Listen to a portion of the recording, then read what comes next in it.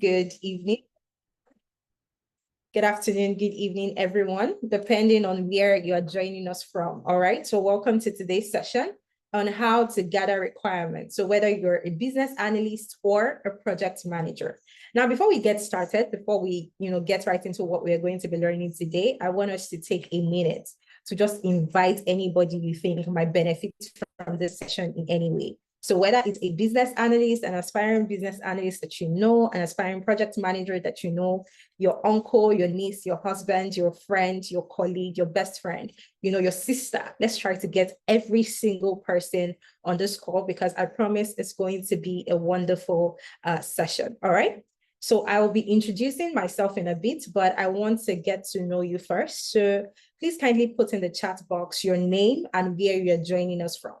All right, so I'll be looking in the chat box right now. Your name and where you're joining us from. Let's see. So all my sessions have to be very interactive. I want to be able to interact with my audience. So let's see. What's your name and where are you joining us from? Adedayo from the UK. Fantastic. Welcome, Adedayo. We have Emmanuel from the UK. We have Abdulmajid from the UK. Kala from the UK.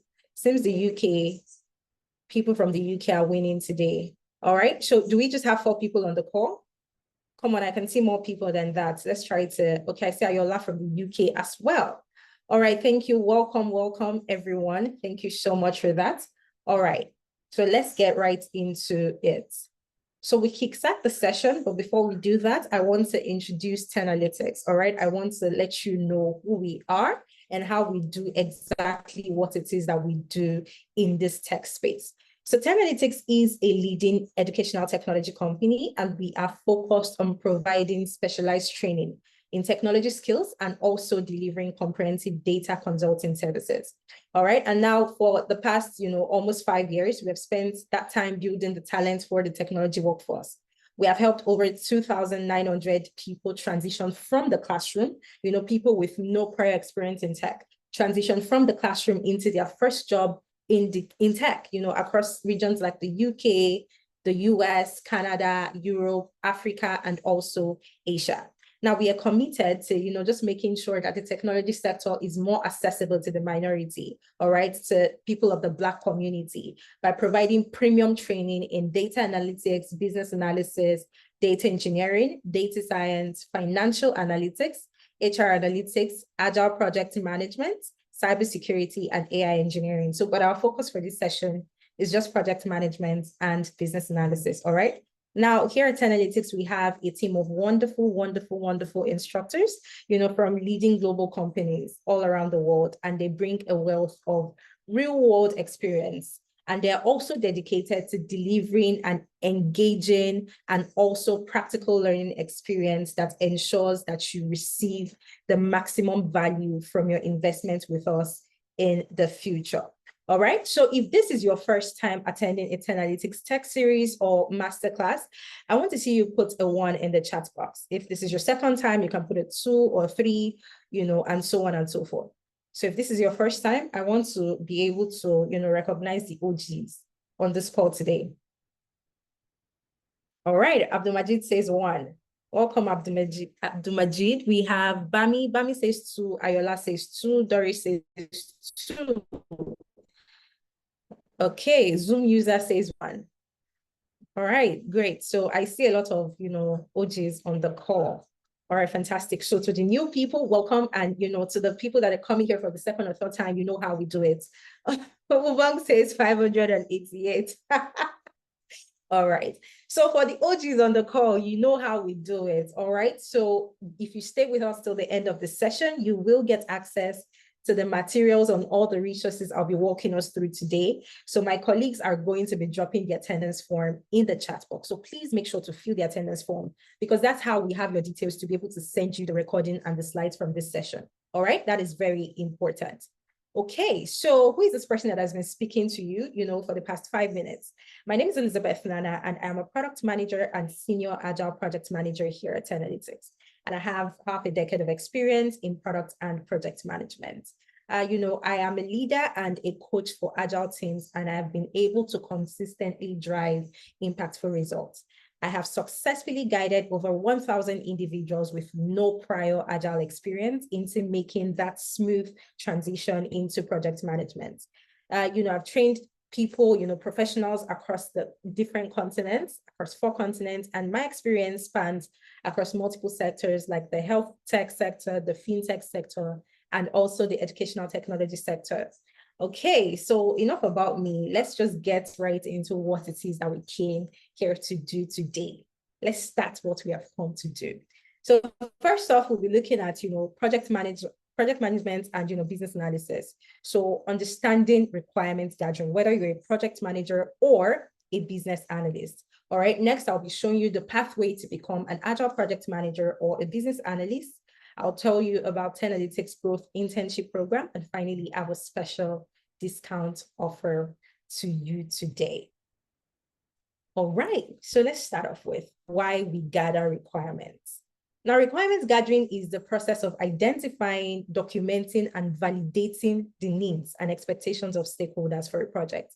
So I'll start this off with a little story. Imagine you have a colleague of yours that is about to celebrate a birthday, and you get together with your other colleagues to try to surprise this person. So maybe it's a lady, and we're trying to get her a gift. Now, you don't exactly, try to find out, you don't find out what it is that she likes, you don't find out what she already has. So you make sure that you don't buy another one for her. So let's say you start to think, you start to brainstorm, you have been put in charge of actually getting the present or the gift for her. And you're thinking, and then you decide, what, why not get her like a tin of cookies, like Danish cookies, right? And you do that, you get wonderful cookies for her. But after that, the next day after you place your order, a colleague of yours reaches out to you to tell you, oh, you know what, this girl is actually, she's allergic to gluten. She doesn't eat gluten. Now you're a little bit, downcast because you already got the gift, but you're like, okay, no problem. So you have to go back to the drawing board, right? You have to think of another gift you get for your colleague. And then you say, okay, since she doesn't eat gluten, why not get, gluten-free chocolate cake, right? So you go ahead and you make that purchase. And after doing that, you find out, that, oh, she actually doesn't like chocolate cake. She likes carrot cakes instead. Now, again, you're like, I just wasted money. I just got, chocolate cake. So how about I get her a bag, right? Let me just get her a black bag. And then you go ahead and purchase a bag. And the next day she comes to the office wearing that exact bag. Now, at this point, you're getting frustrated, and that is normal. This is just a typical example of what happens, in projects when we don't try to gather the requirements. We don't try to actually find out, what is it that this my colleague likes? Oh, she doesn't like chocolate. Oh, she doesn't like gluten. Oh, she has brown bags and she has black bags. She needs a blue bag. You're not trying to find out exactly, you're not trying to identify what her needs are. What are expectations? Maybe she has a birthday wish list that you didn't even ask her for, right? That is why requirements gathering is very important. Now, in the case of projects, project management, just working to optimize processes as a business analyst, why is requirements gathering important? Requirements gathering is important because it helps to define the project scope and also prevent scope creep. Now, when we talk about scope, we talk about scope as the boundaries of a project. All right, this is what actually details what it is that we're going to do. What is this project about? What are we going to do? Then the next reason why it's important is because it also ensures stakeholder alignment and minimizes misunderstandings. Now, there are no misunderstandings. You have asked your colleague for a birthday wish list. In fact, she has ticked off the ones that people already bought for her. So you don't buy it again. No misunderstandings. And then you share the birthday wish list with your other colleagues, and you're able to pick one. Pick a gift that you're actually going to get for this colleague. It ensures that alignment. Next, it sets the foundation for project success by establishing clear, measurable objectives. Now, when you've been able to speak to all the stakeholders involved, you've been able to get the requirements, you've been able to find out what it is exactly that is the pain point. What are they struggling with in this organization or in this project, and how can this project help, right? It helps to set that success because then you are able to define the objectives and the goal of that project. And finally, it reduces costly reworks and delays by clarifying expectations early on. Think back to the example I gave earlier. Now you have spent money on a tin of cookies, you've spent money on chocolate cake, you also spent money on a black purse, all right? And at the end of the day, it turned out that these are not fit gifts that you can give to this particular person. So you keep wasting money. And that is one thing that, requirements gathering helps us to achieve. Now let's look at the roles in requirements gathering, business analysts versus project managers. Now we're not on this call today to start explaining who a business analyst is and who a project manager is. That's boring. We've done that, been there, done that. If you want to know about that, go to our YouTube channel, watch a lot of the previous masterclasses that have happened.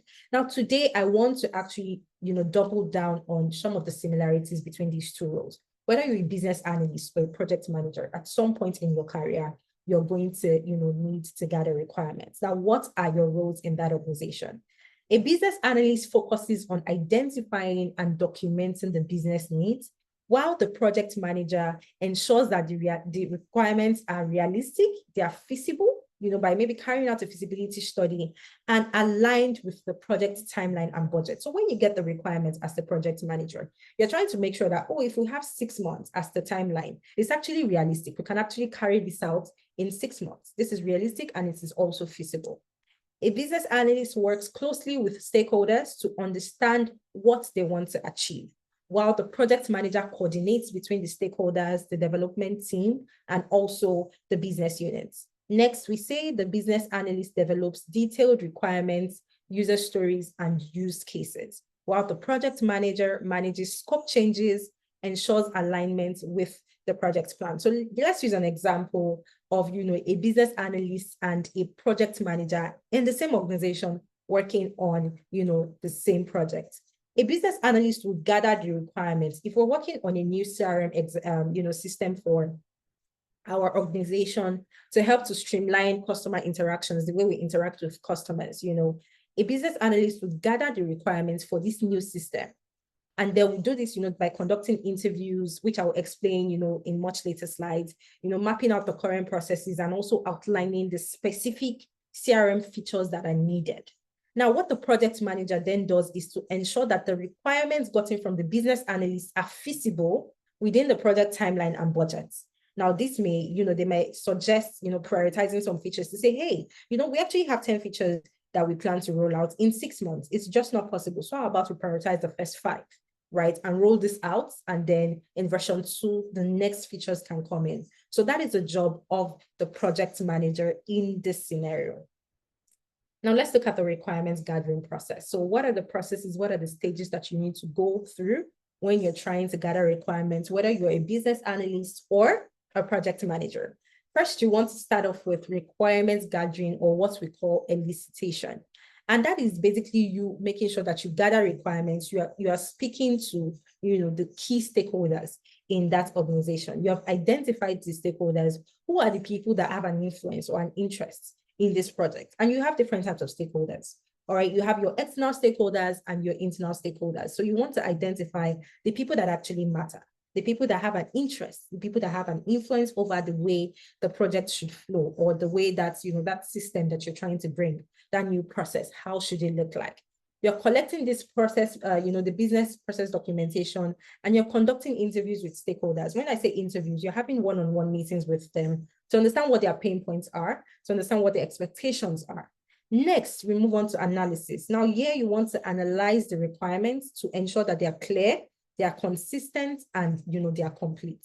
So it's not enough to just collect requirements from the stakeholders. You also want to carry out your own analysis to actually make sure that, okay, these requirements are clear, they're not ambiguous, right? And I will speak more on that in coming slides. They are very clear. There's no chance of misinterpretation when it comes to these requirements. These requirements are also feasible, right? So you're analyzing these requirements to make sure that they're consistent with what you actually, the organizational goal. So if the goal is to increase, maybe increase customer interaction or customer engagement, and then one stakeholder is requesting a feature to check your blood pressure, that doesn't make sense. That doesn't align with the goal of the organization or the business needs of that organization. So you want to sit down and analyze. You don't want to just take every single requirement you get and run with it.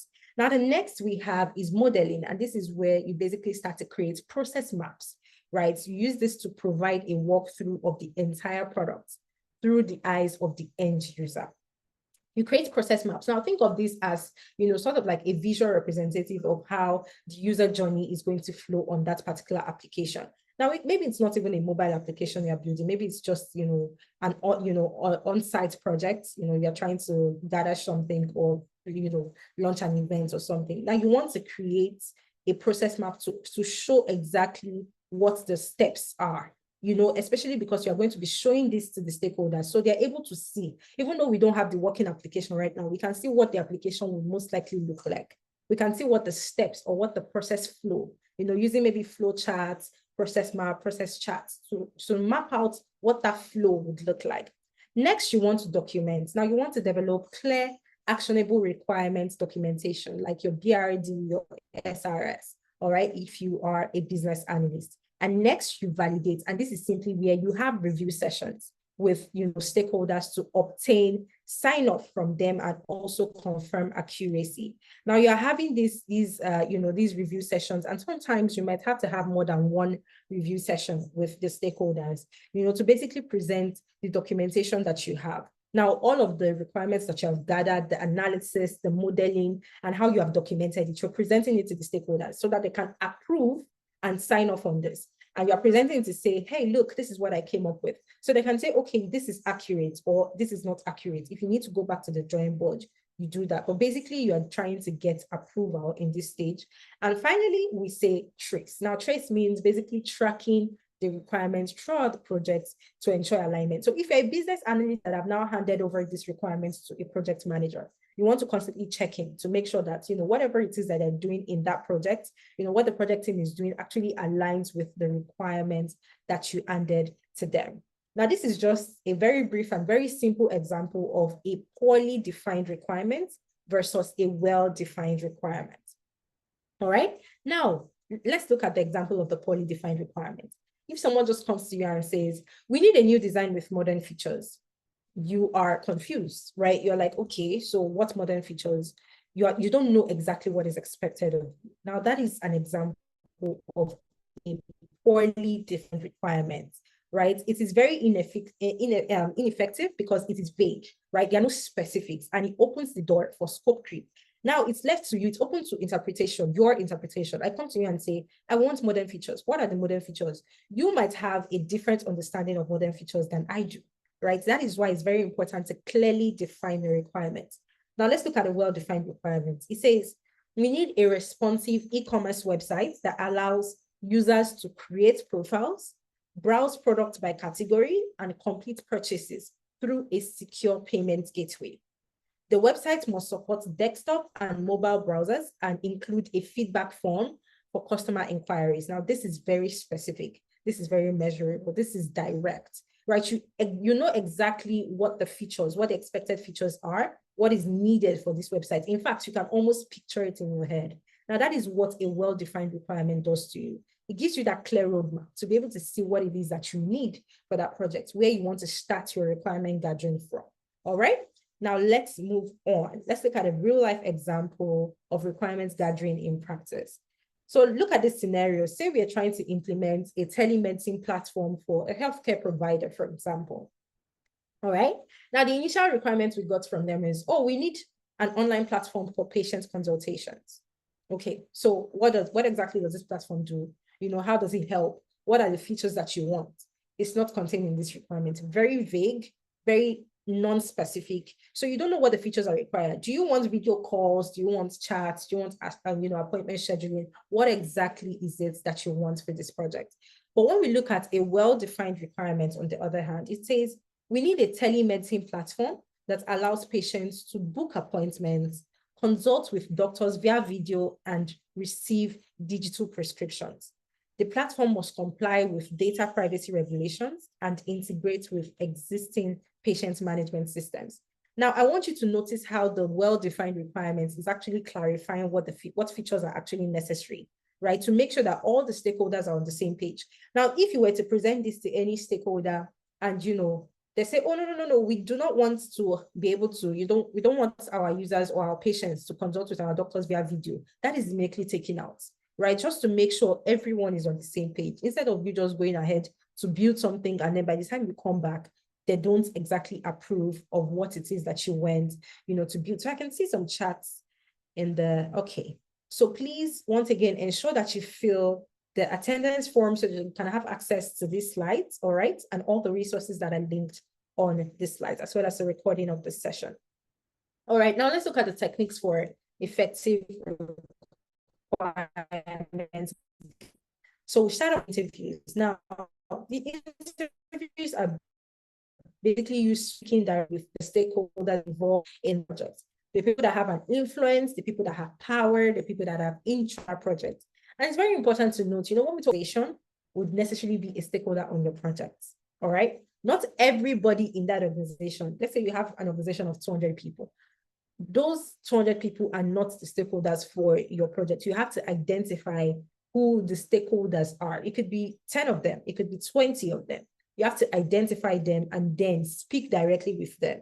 Now, your stakeholders could be either internal or then external. When we talk about external, we're talking about the end users, all right? So you want to speak to them directly to understand what it is that their needs are. You're asking open-ended questions, like what are the features you'd like to see on this application? You want to know what their needs are. You want to know what their expectations are.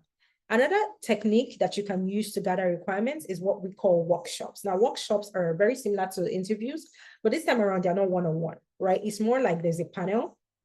For some of us that have attended, tech events, talk shows, they're guest speakers, all right? They're like 5 people, and then there's a moderator or a facilitator that's asking questions, and then you have participants. You have an audience that can also ask questions as well. So this is basically you coming, bringing, SMEs, and when we say SMEs, we mean subject matter experts, bringing them together to collaborate, to ask questions, to gain a comprehensive view of that project.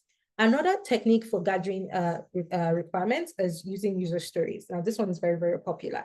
You want to make sure that you're defining your requirements from the end user's perspective, all right? For example, you're not saying, oh, as a business analyst, I think I want to build the telemedicine platform that will do X, Y, Z. But you're looking at it from the perspective of the end user. Who is the user that is going to be using this platform? A patient. So as a patient, I want to be able to schedule a video consultation so that I can consult with a doctor remotely. That is an example of, a great and effective user story. And another technique is using surveys and questionnaires. Now, I'm sure a lot of us, like on WhatsApp, you have that one friend that has probably sent you, a link saying, please take out 2 minutes of your time to fill out this survey. We can hand out surveys to the users of the organization, to the stakeholders, to understand what exactly it is, that their needs are. What are their expectations? What do they want?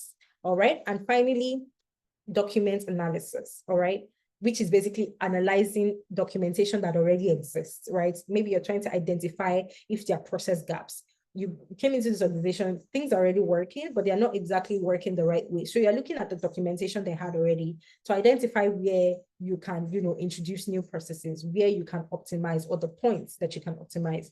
There are also various techniques that we'll not be able to cover, on this call, but if you want to find out more, that is why you should register for a Analytics business analysis class or an agile project management class. All right.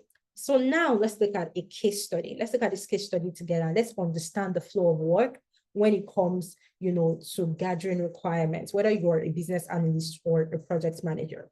Now, we're using an organization or a company called Streamline Marks, right? And they're trying to implement an online inventory management system. Now, the background is this. Streamline Mart is a mid-sized retail chain with 15 stores across the city, okay? Now, despite they have a strong customer base, but they're struggling with managing their inventory effectively. So the store managers, imagine they have 15 stores, right? The store managers are frequently reporting stockouts, or they're overstocking, or they are talking about delayed restocking due to poor visibility levels, right? So the CEO, and his name is Michael, has decided that he wants to implement a centralized online inventory management system in order to be able to provide real-time updates. So whether you are in the store in Kafanchan, or you're in the store in Birmingham, or you're in the store in Manchester, you are able to log onto this platform to see how many bags are left, how many shoes are left. Do I need to, order more?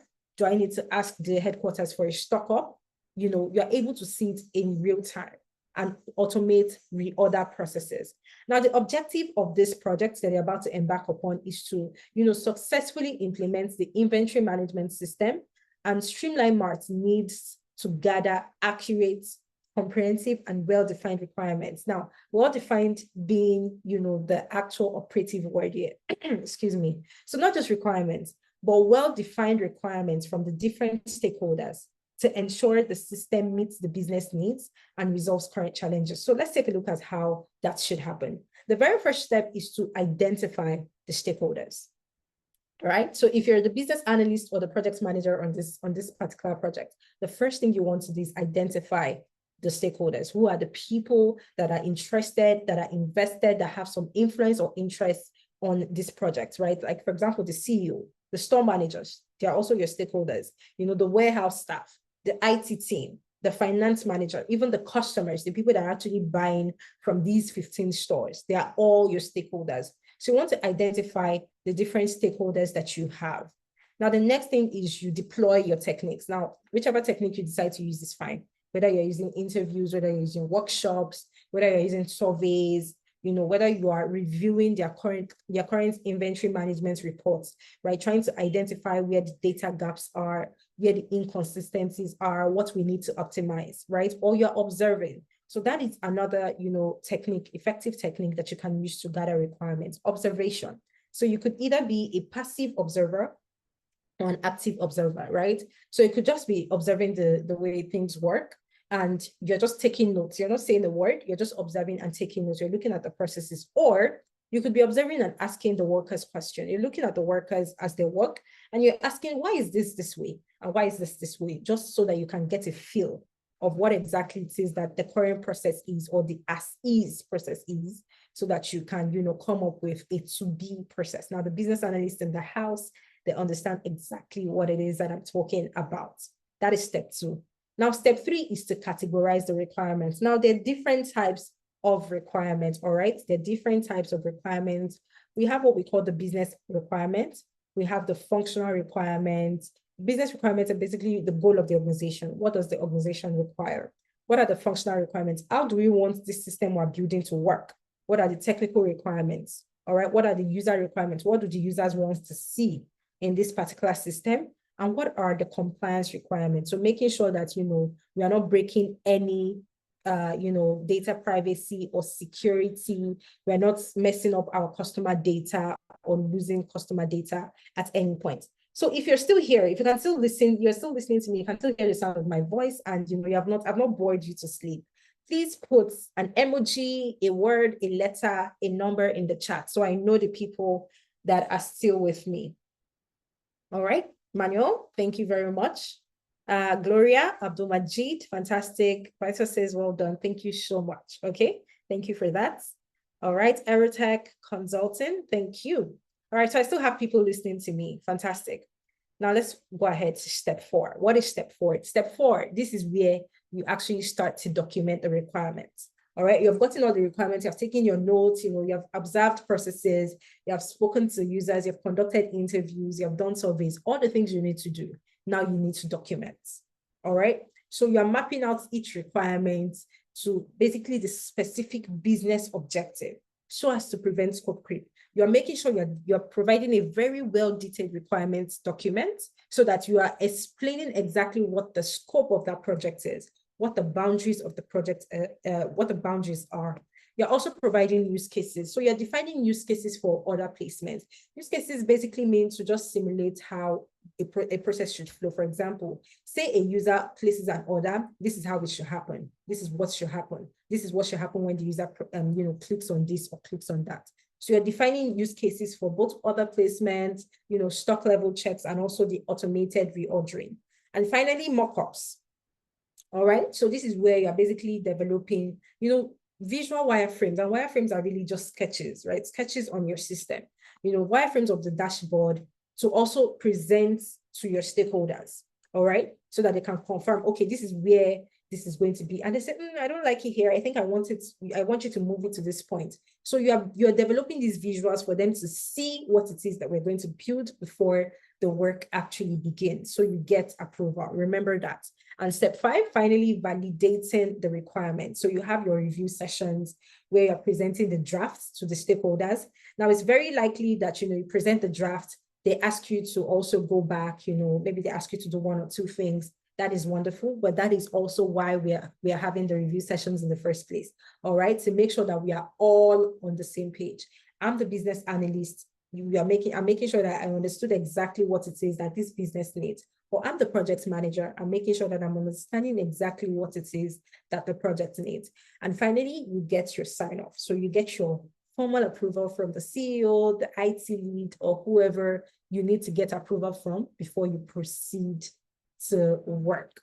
All right. Now, the outcome of following this kind of structured approach is that the project team is able to ensure that all the critical needs are captured because, you remember that you have spoken to all the stakeholders involved, right? You have been able to touch base with everything. So, you understand what the needs are, you understand what the expectations are, you understand what the wants are. And now everything is captured in a document for the project team to work on. The stakeholders are aligned, everybody's on the same page. And if there are any potential gaps, because you conducted this, extensive requirement gathering process, you would have noticed them, you'd have identified them, and you'd have addressed them early. So what this does is it sets the stage for a successful implementation of whatever projects. Now we're looking at the inventory management system, but it's not just tied to the system, whatever project it is that you're working on. All right, fantastic. Now I want to throw a question to the house. The people on the call right now, I can see about 39 people on the call. I want you to put in the chat box, what exactly, which of these two career paths are you interested in? Are you interested in becoming a BA or are you interested in becoming a PM? I want to see it in the chat. Let's see who's winning this round. BA or PM? Vital says BA. Ibrahim says both of them are a bit similar. You're correct, but they are also different. Okay, very important to note that. Manuel says PM, fantastic. Abdul Majid says BA. Doris says BA. It looks like the business analysts are winning this session. All right. So once again, please do not forget to fill the attendance form because there are a lot to unpack on this slide. All right. Even the case study, I just brushed through them. So once you fill the attendance form, you get access to the recording of this session, all right? All the resources that are linked on this session, the slides, every single thing that is used here today, you get access to it. All right, so now let's move on. There's 3 things you need to do today. Now, I understand that, certain people already know what it is. I see in the chat, BA, PM, but for people like, Ibrahim, that is still looking at the similarities between the 2 roles, they don't exactly know where he wants to, move into right now. The 3 things you need to do today is to identify, first off, which of these 2, career paths do you want to get into? And then you start learning, okay? Get the skills that you need. Get the relevant work experience that you need, right? Whether it's agile project management or business analysis, you want to focus on that. And the next thing you need to do tonight is to package, right? You're revamping your CV. Package yourself. I mean, this is the CV. It's literally like, having a business card that you're giving to people. So this is what will actually get your foot in the door in the first place. That's, how they say first impression always matters. Package your CV, learn how to package your CV, learn how to optimize your LinkedIn, mentorship sessions, interview preparatory sessions, job references, on the job support. The list goes on. And I'll be touching base on this in coming slides. And finally, once you've gotten all the skills, you've gotten the experience, you've been able to package yourself properly, the next step would be to target your job and apply aggressively. And that's, for everyone on the call is how you're able to land a job, whether you're looking at the UK market, whether you're trying to break into the Canadian market or the US market, okay? This is the cheat code I just shared. This is how you land your job. Now, what are the tech skills to learn and, help you get a new job?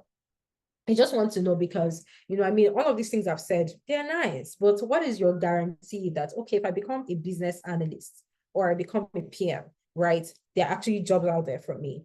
Now, here at Analytics, we are very concerned about sustainability at our very core. All right. So what we do every single year, at the end of every single year, is we go on the different job boards like LinkedIn, Monster, Total Jobs, Indeed, Google Jobs, Glassdoor, all of these different job boards, UK visa jobs, built in, right? We're going on these different job boards and we scrape them for data. Now, the data we're scraping them for is we're looking for, the most occurring job listings. So for example, hypothetically speaking, say we took a look in 2024, and we found out that in Canada last year, in the entire duration of the entire year 2024, there were about 70,000 job listings for business analysts. Now, what does that signify? That signifies that business analysts are actually in high demand. They are looking for them. So that is what we do. We scrape all of these different job boards for this data and we collect them. Now, the next thing we do is to carry sort of internal data analysis with data analysts. Then I'll take a look at this data to carry out analysis to find out what exactly is the best one that we can offer. And we use this, we screen all these different jobs that we've gotten. We screen them using 3 different criteria. The first one is ease of learning. So now we've found the jobs that have, that are in demand in these different regions. All right. We found the jobs that are in demand, but how easy is it for you to learn the skills that you need to learn in order to have, to land this job? How easy is it? Is it possible that you're able to learn the skills in, say, 6 months or 4 months or 5 months? Right now, I'll give an example of a job, that did not make this cut.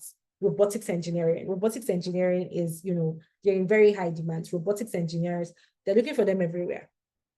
All right.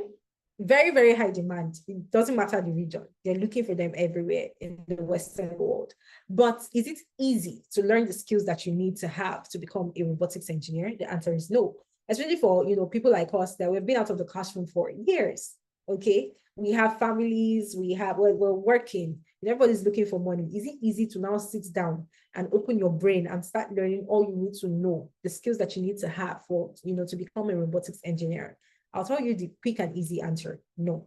All right. So just looking at that first criteria, the robotics engineer or robotics engineering is off the list. Now, the second criterion we look at is ease of transitioning. So now a lot of us here, we have already started working, we have experience in various industries. It could be your educational background. It could be your current job, right, where you're currently working. Now, these jobs that we have identified as the most, the most in demand jobs across these different regions, how easy is it for you to transition into these jobs? All right, like you taking the previous experience you have already gathered, just from growing up all your years on this earth, taking that experience and, taking it into this new job. So you're also able to settle in, very well. For example, someone who is a teacher, you have 20 years of experience as a teacher, you're a very good teacher. It's very easy for you to transition into a career path like project management or business analysis, because you see those skills we're using as a teacher, where you're communicating with various stakeholders, the stakeholders in this sense being, the school principal, the management board of the school, the students, the teachers, where you have PTA meetings and all of that. Those are things you do also as a business analyst. So what is the ease of transitioning? We take a look at that. And finally, the last criterion is tech money. Okay, so we want to make sure that, yes, they're looking for these people, but are they paying well? High rewarding salary. And after, conducting this data analysis, we arrived at the 8 courses that we offer today. I'm not going to talk about them too much because our focus is on business analysis and agile project management, Scrum Master Professional. All right, so if you want to know about the other courses that we offer, go on our YouTube, join our tech series, and make sure you fill the attendance form. All right, fantastic.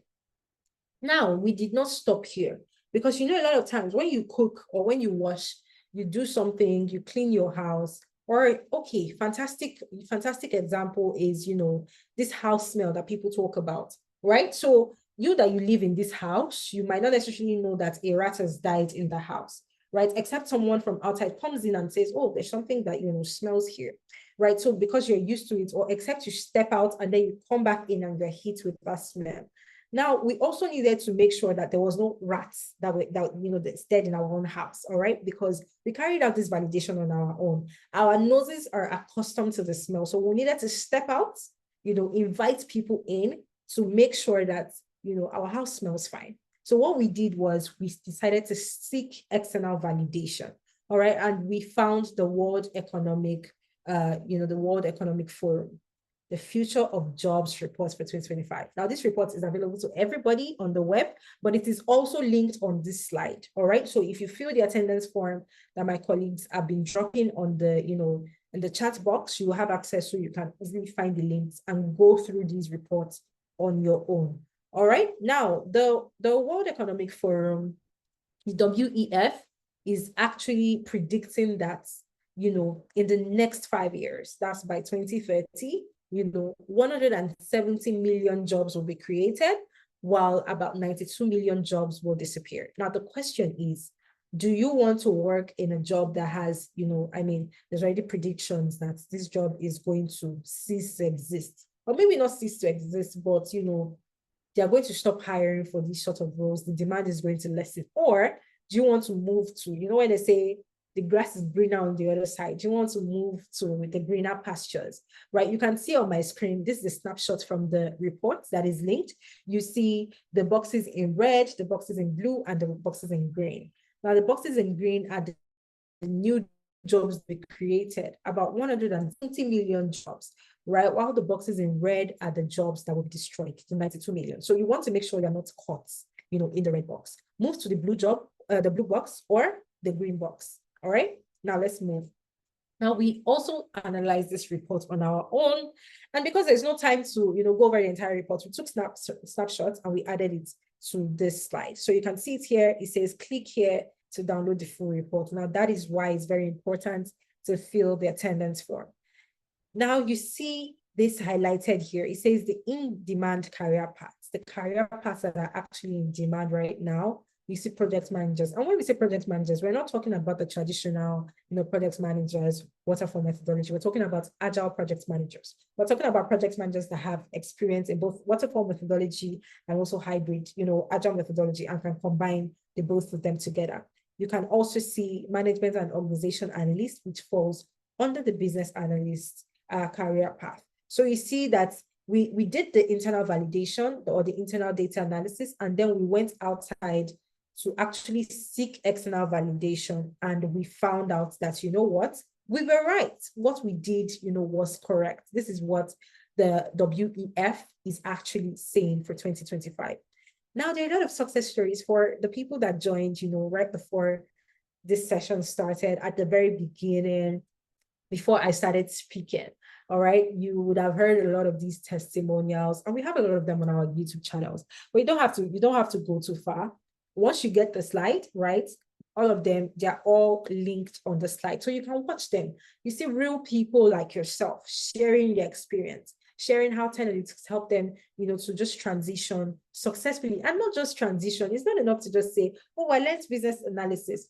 Oh, I learned project management and I'm just sitting at home. No, you're transitioning from the classroom right into your first role. Look at Lois, for example, who was an accountant and, she was a procurement specialist. She did not have any experience in tech, right? But she joined our business analysis program and she was able to secure a job as project manager. Now I'll explain that, later, but she was able to secure a job as a project manager in the UK after completing her training. And she did this by leveraging the project management skills that she was taught in the business analysis program. All right, so we have a lot of them. We have Ngozi, who, joined the business analysis program, and she currently works as a business analyst in the UK. I can go on and on and on. But if I do that, we're going to sleep here. All right, so we need to move forward. Now, just remember that all of these things are linked. If you want to see the full testimonial list, the hundreds and hundreds of people that have dropped their testimonial, once you get the slide, just click on this link.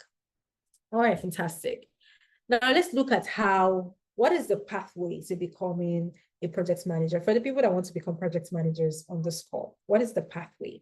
We already know that, as project managers, we are the facilitator. When you think of project manager, think of, for my football fans in the house, right? You have your coach, at the sidelines, just the person that has the playbook, you have the players, you're telling them, okay, formation 551, formation whatever, right? You are on the sidelines, but you're making sure that your team wins, right? That's the exact same thing we do as project managers, right? We are the coach for that team, and we're making sure that they're executing the tasks on time, within scope, and within budget for that project using the agile methodologies. Also making sure that they follow whatever requirement it is that we must have gotten, whether from the non-technical stakeholders or the business analysts. All right. So what is everything that you need to know, to become an agile project manager? What do you need to know? What is your starter pack? And basically, quite frankly, the only thing that you need to learn. You start off with introduction to project management methodologies and structure. Now, what are the different methodologies that we have? We have the waterfall methodology, the agile methodology, the wagile, like some people call it, or the hybrid approach. Now, being able to identify, what methodology works for what project, right? Because not all projects use the exact same type of methodology. Just to make sure that people are still listening to me, I have not lost anyone. Just going to be looking in the chat to see if there are any questions for me as well. So put it in the chat box. Ibrahim says we are here. Fantastic. Thank you so much. You didn't even wait for me to ask. Thank you. Anyone else? Manuel says we are here. Fantastic. All right, great. I'm happy to see you are actually listening to me and enjoying this session. And then we talk about the project management structure. Now, we talk about the life cycle, the project's life cycle, from your project initiation phase, what are the documents, what are the activities, like your business case, the feasibility study, your project charter, you're defining the project scope, your project scope statement. What are those documents that you prepare? What are the activities, like a work breakdown structure that you do in the project initiation phase? Then we move on to the project planning phase, where you're planning your budget, you're planning timeline, you're identifying the critical path, your CPM or your CPA, right? You're learning all of these things. Then we move on to the project execution phase, then the project monitoring and control phase, and finally, the project closure phase. Next, we look at project management skills and communication. So what are some of the skills that you need to have as a project manager? And then, communication is very important. Whether you want to be a project manager or you want to be a business analyst, you need to learn to communicate. So how do you tailor your communication to fit your different audiences? How are you able to establish different communication channels with different stakeholders, right? And then we look at the foundations of Agile and Scrum. So basically understanding what the Agile methodologies are. What is Agile and what are the frameworks on the Agile? A lot of times when we go for interviews, a trick question is, what is the difference between Agile and Scrum? Well, you need to, register for a 10 Analytics APM program to find that out. All right. But the foundations of Agile, and then the Scrum framework, the Lean framework, the extreme programming, right? The Kanban. We're looking at all these different frameworks on that Agile. And then we do a deep dive into the two most popular ones, which are Agile, which are Scrum and then Kanban. So the Scrum and Kanban framework, you'll be learning them end to end, right? So you're learning the Scrum artifacts. I'm talking about the increment, the sprint backlog, your product backlog, your Scrum events or ceremonies, where we have your sprint planning, your daily stand-ups, your sprint retrospectives, your sprint reviews, right? Your backlog grooming. And then we look at advanced Scrum and Agile practices, okay? Advanced Scrum and Agile practices. Now, this is where your user stories come in. So whether you're a business analyst or a project man, you actually need to know how to write user stories. Remember, I was listed as one of the ways to effectively gather requirements when I started this session, all right? So this is where that's writing Agile user stories come in. And then we take, we do an end-to-end, an end-to-end deep dive of, Jira and Confluence in projects. Now, when we talk about Jira and Trello, I'm sure these are buzzwords. These are tools that a lot of us are familiar with. I've heard about it. I've heard about Jira. You don't necessarily know how to use Jira, but that's why we're here. Okay. So we'll be teaching you how to use it end to end and what to actually use Jira for. How you can use Jira to track your project deliverables, to be able to see the tasks that you have in to do, the tasks you have in your backlog, the tasks you have in done, how to even use Jira to generate your report, to be able to check the productivity of your team, to see how, how things are progressing. Also how to use Trello, same thing. And then when we talk about Confluence is, basically the singular source of truth for your project. So this is where you're storing all your, all the relevant documentation for your project. Oh, your project charter, your BRD, that's your business requirement documents, your PRD, that's your product requirement documents. You want to make sure that everything is stored on Confluence, okay? Oh, I see my namesake here as well, Elizabeth. Elizabeth is saying she's here as well. Fantastic. Okay, I see a day dial. initiation, planning, execution. That's the project manager right there. That's a project manager. All right, thank you so much. And then we move on, to Kanban boards for workflow optimization and workflow management. So now you understand Scrum. You then proceed to understand Kanban. All right, and then agile metrics and reporting, which is basically how you're able to track the health of your project. So how healthy is this project? Is this project on track? Are we behind schedule? Are we ahead of schedule?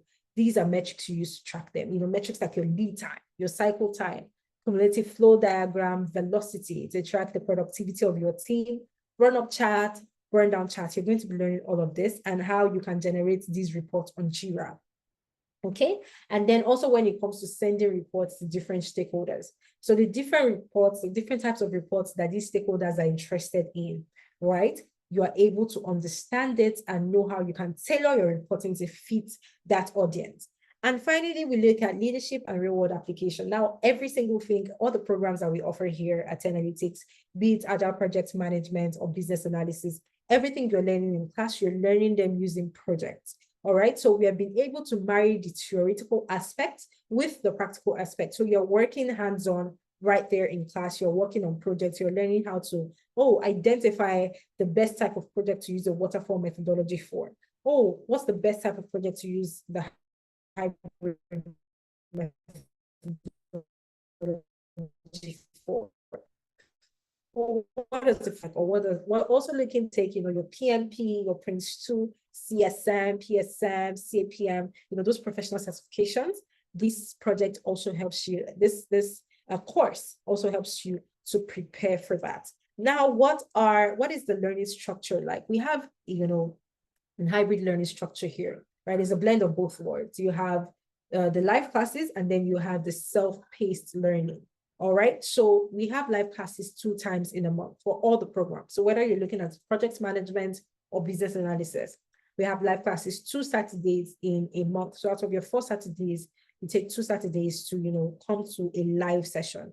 Now, the live classes are actually very different from this one right here. Here, your mics are muted, you're putting in the chat box. In the live classes, you can actually raise up your hand. You can actually unmute your mic and speak to your facilitator. So you have a facilitator, probably myself, someone, a professional like myself, sharing their screen, walking you through these case studies. You're working on projects in groups, right? You're able to raise up your hand, ask questions, and interact in class. Now we have 2 different timelines, for these live classes. We have the morning class and then the evening class. The morning class happens 11 a.m. to 2 p.m. West African time, while the evening class happens 6 p.m. to 9 p.m. West African time. You're allowed to pick which of these classes is convenient for you. And then outside of the live classes, we have what we call self-paced learning. So upon registration, you are added to our LMS platform where you have access to videos, right? Every single week, you have access to videos, pre-recorded videos by your facilitator, where you can watch, you're able to understand all these key terms before you come to your live class to work on projects, right? And you have lifetime access to it. We call them Watch Me Do It videos, okay? Now you have, like I mentioned earlier, you have lifetime access to it. And aside from Watch Me Do It videos, you also have 2 drop-in sessions in a week, all right? So 2 drop-in sessions in a week. And the drop-in sessions are also live sessions, such as this one. You see the face of your facilitator. But it is different in the sense that the drop-in session is not a class, but rather it's a place to come and ask questions. So if you have any questions, you're watching your videos, you don't understand something, you're studying, you've done some research, you're reading up on something and you don't understand, you're trying to work on Jira, you don't understand how it works, you're forgetting what you were learning in class, you can come to the live session, the drop-in session, and actually share your screen with your facilitator, all right, to get guidance on what exactly it is that the roadblock is for you. All right, now these live classes, all the live sessions, whether it's a live class or the drop-in sessions, are always pre-recorded. All right, so to enhance flexibility. So if for any reason you miss any single one of them, in as much as we try to encourage people to attend them, if you miss them for an emergency, you always have access to the recording to watch after. All right, so there are a lot of different careers that you can start upon completing the Agile Project Management Program. You can either work as a Scrum Master, you can work as a Scrum Team Facilitator, you can work as an Agile Coach, a Lean Agile Coach, Agile Project Manager, Project Coordinator, technical scrum master, and also a lean project manager, and so on. Okay, so you're not boxed into, oh, just, a PM, or just a project manager. And you can work as a project manager in any industry or any sector that you find yourself, whether it's construction, whether it's finance, whether it's healthcare, whether it's agriculture, whether it's insurance, you're able to work as a project manager there. Now, let's talk about business analysis for the BAs in the house. All right. So the business analyst, you act as the bridge between the business stakeholders and then the technical teams or the project teams. And you're trying to make sure that you are ensuring effective communication between these two teams. All right. To the right, you have your business stakeholders, and to the left, you have the project teams or the technical teams. You are able to understand that. Now, I see a lot of questions in the chat. I will come back to that. All right. Fantastic. So one of the things that you'll be learning as a business analyst, now you'll be learning how to use data tools, Excel, Power BI, and SQL, how you can use that to understand data. So when you're analyzing the business data of that organization, maybe you're trying to gather your requirements, you want to see what the data looks like, right? You're able to make sense of it. We borrowed these courses, Excel, Power BI, and SQL, from the data analytics program. All right, so you're learning how, you're learning the basics, you're learning how you can use these data tools like Power BI, which means Power Business Intelligence, to visualize your data, how you can speak to the database, the language of the database, which is SQL, and also how you can use Microsoft Excel to clean and analyze data. All right, next we look at process mapping, and you'll be learning process mapping using tools like Lucidchart and Draw.io. All right, being able to map out the current processes and then what we call the as-is process and then the to-be process, which would be the optimized process. Next, we borrowed some courses from Agile Project Management as well. So you'll be learning project initiation planning and Agile and Scrum for projects. Now, this was what Lois that I spoke about earlier utilized, and that was why after she finished this program as a business analyst, she was still able to land roles as a project manager. Okay, so you'll be learning the project initiation planning, how to initiate a project, how to plan for a project, and also the Agile methodology and how to apply Scrum in your project. And then we look at the software development lifecycle. This is basically for you to understand technicality. So you are able to also come up with technical requirements, when you're doing your requirements gathering. So software development lifecycle, requirements fundamentals, right? What we just did today, elicitation, how you can elicit requirements from different stakeholders. You'll be learning stakeholder analysis and engagement. So being able to identify who your actual stakeholders are for whatever project it is you're working on, right? And how you can engage with them. And finally, you will also be learning ChatGPT for business analysis. All right, so the learning program, the learning structure stays the same. Now, for both project management and business analysis, the learning timeline is 8 months. All right, so you're going to have 6 months in class, learning, using projects, learning hands-on in class, and then you're going to have 2 months of internship with our partner company, Amdari, which is a company that is registered in the UK. Amdari is a consulting company. So once you're done with your learning, you are moved into Amdari, and you have access to all their live projects that they're working on, and you're able to work on those as well and add it to your portfolio. All right, now the different careers you can start upon completing this program, include process automation analyst, business process analyst, business systems analyst, IT business analyst, business architect, okay, process improvement analyst, requirements engineer, product reliability engineer, and so on and so forth. The list is endless. All right, so you're not just boxed into that business analysis space. And the good thing about business analysis is you can also land roles as a project manager if you choose, because you are also well versed on what the agile methodologies are, how to use Scrum, and also how to initiate and plan for projects. Now, all our programs come with internship to make your CV and your portfolio come out. Now, we have a link to a portfolio that one of the alumni of 10 Analytics worked on. and this person has gone on, use this portfolio to land a job. So I'm not going to open it on this call because we actually have limited time. We are on a time crunch. But what I would, do is just nudge you to once again fill the attendance form so you can have access to this. So you can take a look at this portfolio to see the different projects that this person worked on. Now, here at Analytics, we have what we call the job offer formula. It's simple mathematics, really, right? It's your technical skills and your employability skills.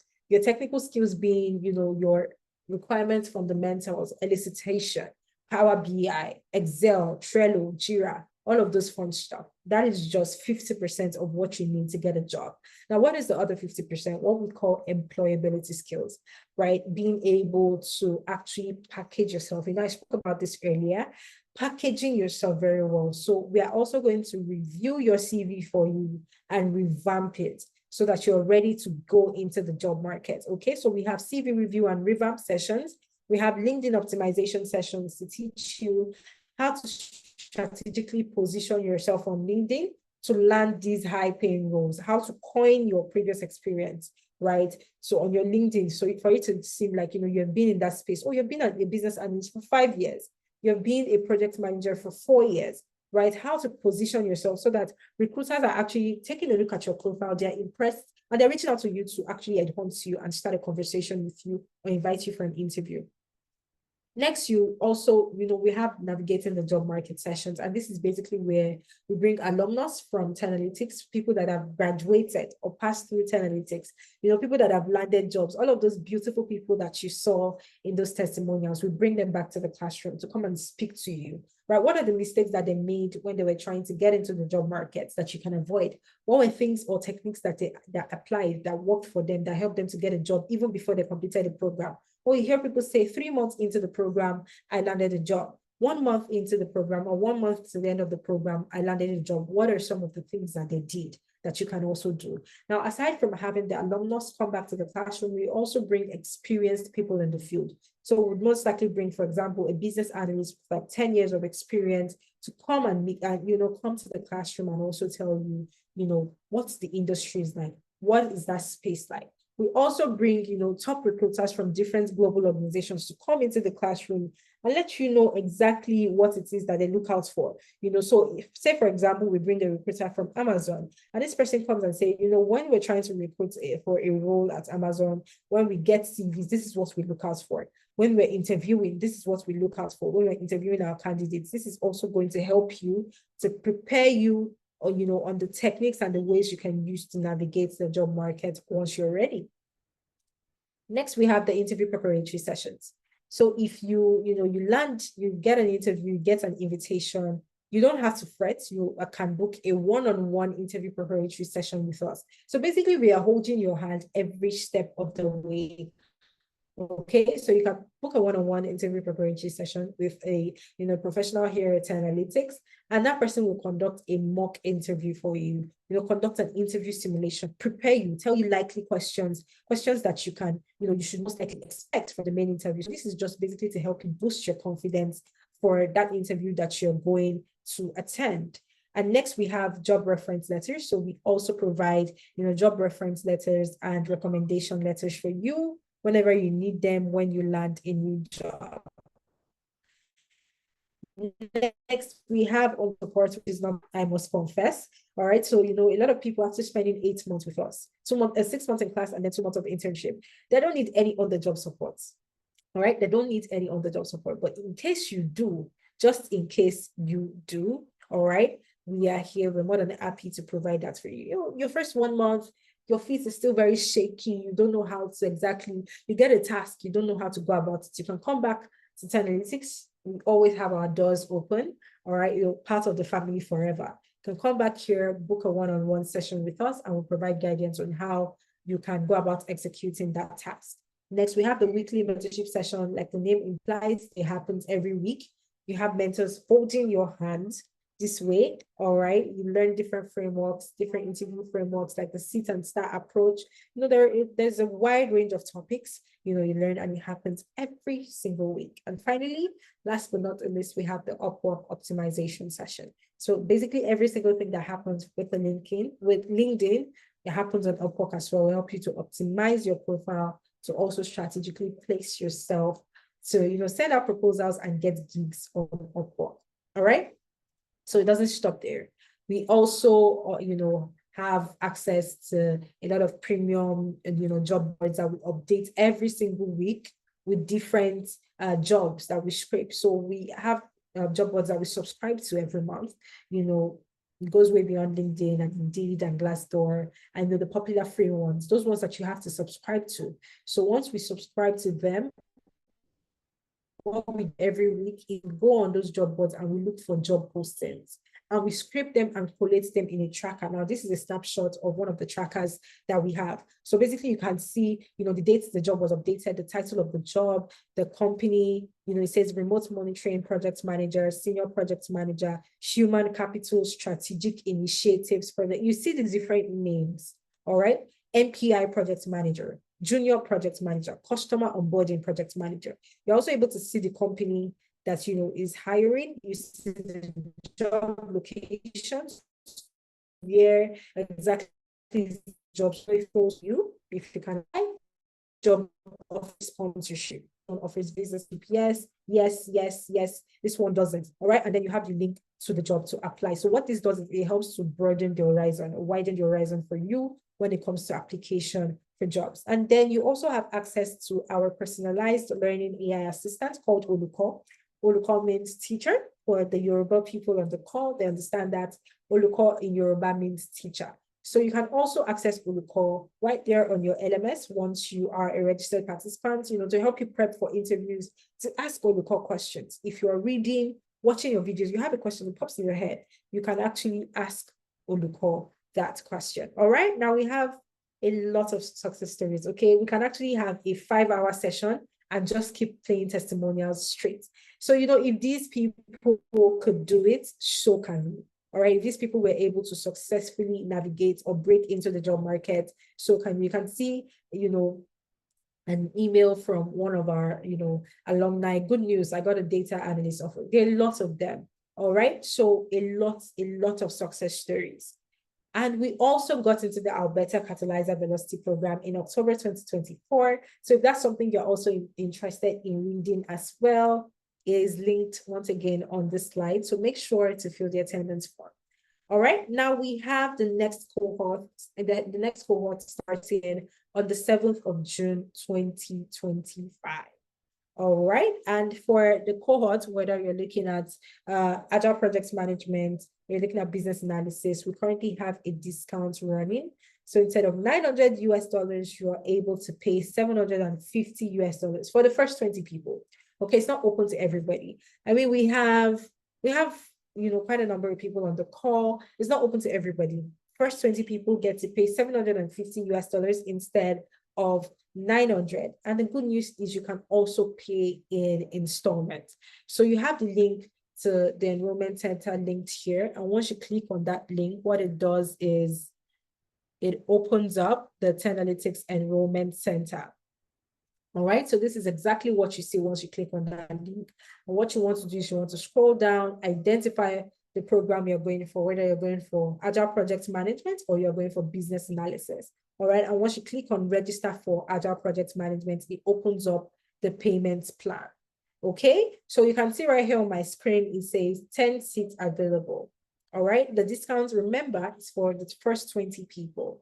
Now you're able to see you can pay in any currency of choice, whether it's pounds, whether it's Naira, whether it's USD, right? It simply just converts, the price in USD to your equivalent in your local currency. So right here you have in pounds, right? And wherever you are clicking that link from, you see your local currency. There's a geolocator feature right here. So if you click on the link from Nigeria, you see Naira.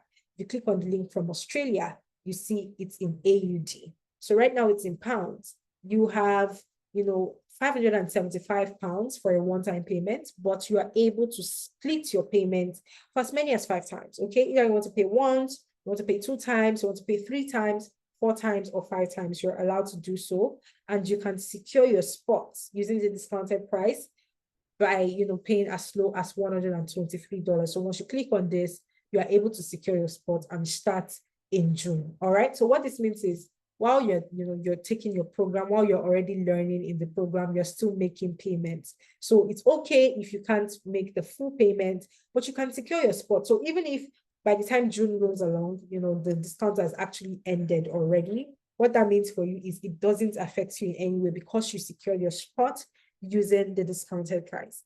All right, so we've actually come to the end of this session. I'm just going to look in the chat box right now and take your questions. So remember once again that we have a lot of resources on these slides, okay, that you can access once you fill the form.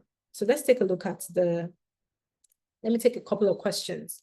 Okay, so I see, please, how much is the training and the work experience? So it is $750 for the first 20 people. So of course, that is, calculated in your local currency.